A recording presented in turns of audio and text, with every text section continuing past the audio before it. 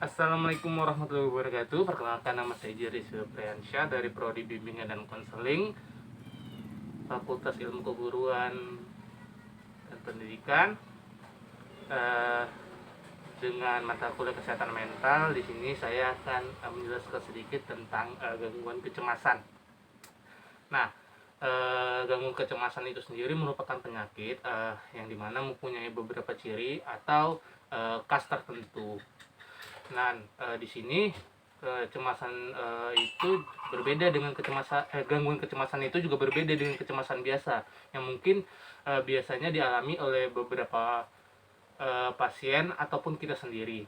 Nah, kalau kecemasan biasa itu misalnya nih, kita ingin berpergian dan malamnya itu kita sulit tidur. Kemudian jika kita ingin melakukan sesuatu kegiatan, misalnya ada wawancara atau sedang mengikuti ujian atau sedang melakukan hal-hal tertentu yang dimana akhirnya akan membuat kita tuh sulit untuk nyaman dengan diri kita sendiri saat kita menjelang melakukan hal tersebut.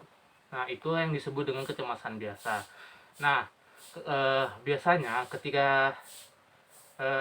ketika pemicunya sudah hilang, kecemasan ini akan kembali normal lagi, atau tidak mengalami kecemasan yang terus menerus.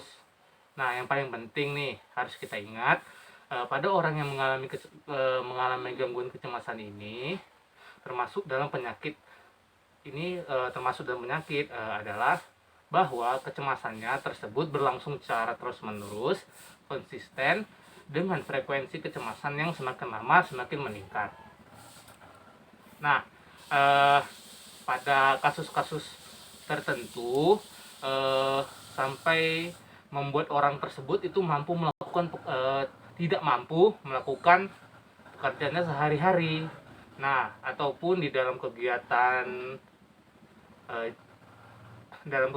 tersebut, salah satu definisi gangguan jiwa itu bagaimana suatu kondisi penyakit itu bisa membuat orang itu tidak mampu berfungsi secara baik, atau mengalami disabilitas dan disfungsi dalam kehidupannya sehari-hari.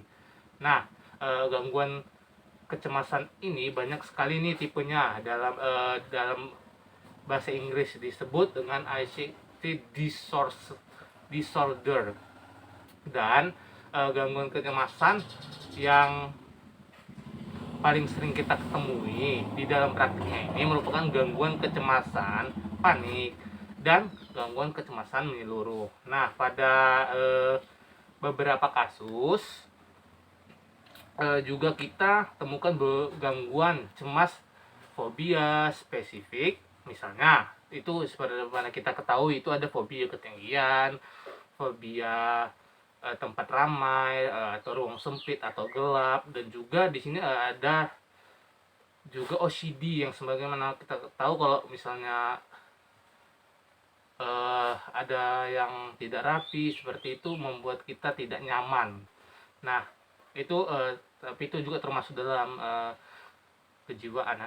Dan di sini kita melihat gangguan panik biasanya terjadi nih dalam hitungan tiba-tiba pasien merasakan adanya sesuatu gejala fisik yang tiba-tiba merasa berdebar nih. Misalnya kita lagi cemas, tiba-tiba kita berdebar, sesak napas, keluar keringat dingin, lambung kita terasa penuh, mual-mual, yang dimana biasanya ini dikaitkan dengan beberapa kekhawatiran, ya kan, atau ketakutan akan ini biasanya juga akan menyebabkan nih kita bisa pingsan atau tidak bisa mengendalikan diri kita jika kita sedang mengalami gangguan tersebut.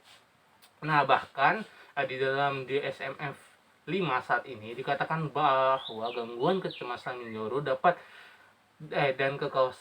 gangguan kekhawatiran, jadi adanya overworried. Biasanya banyak hal yang bisa menjadi kekhawatiran dan pasien itu mengalami gangguan kecemasan secara menyeluruh terhadap dirinya maupun orang lain. Nah, di sini gangguan kecemasan ini sangat